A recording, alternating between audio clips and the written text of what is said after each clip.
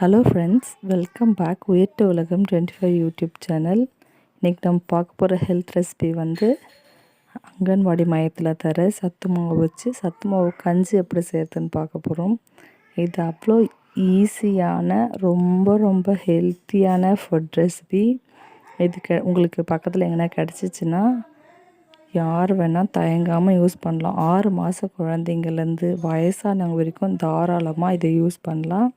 இதில் எந்த சைடு எஃபெக்டோ எதுவுமே இருக்காது. இந்த சத்துமாவை வச்சு நிறைய டிஷ்ஷஸ் செய்யலாம். நம்ம சேனலில் சத்துமாவு கொழுக்கட்டை எப்படி செய்கிறதுன்னு வீடியோ அப்லோட் பண்ணியிருக்கேன். அதையும் செக் பண்ணி பாருங்கள். இப்போ கஞ்சி எப்படி செய்கிறதுன்னு பார்க்கலாம்.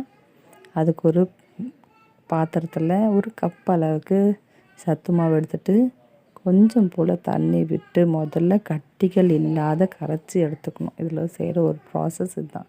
கட்டிகள் இல்லாத நல்லா கரைச்சி எடுத்துக்கணும். முதல்ல நிறைய தண்ணி சேர்க்கும் போது அப்படி நல்லா பபிள்ஸ் அப்படி நின்றுடும். அதனால கொஞ்சம் போல் தண்ணியை ஊற்றி நல்லா கரைச்சி எடுத்துக்கணும். எந்த பபுள்ஸோ எந்த கட்டிகளோ இல்லாத பிறகு ஸ்பூன் வச்சு நல்லா கிளறி எடுத்துகிட்ட பிறகு இன்னும் கொஞ்சம் நிறைய தண்ணி ஊற்றும். நிறைய தண்ணி ஊற்றி இது வந்து தோசை மாவோட அதிக தண்ணி பதத்தில் இருக்கணும். அப்படியே தண்ணி ஊற்றுற அளவுக்கு தண்ணி பதத்தில் இருந்தால் தான் நம்மளுக்கு மாவு வெந்து வரும்போது கரெக்டான பதத்துக்கு வந்துடும்.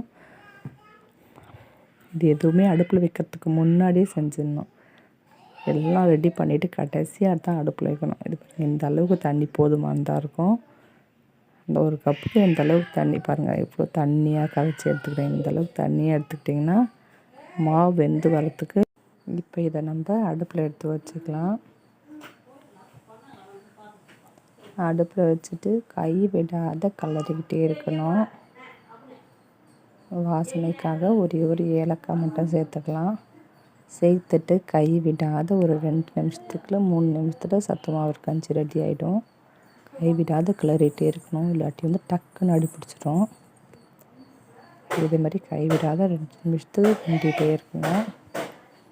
ஒரு 2 நிமிஷத்தில் பபிள்ஸ் வர ஆரம்பிச்சிடும்.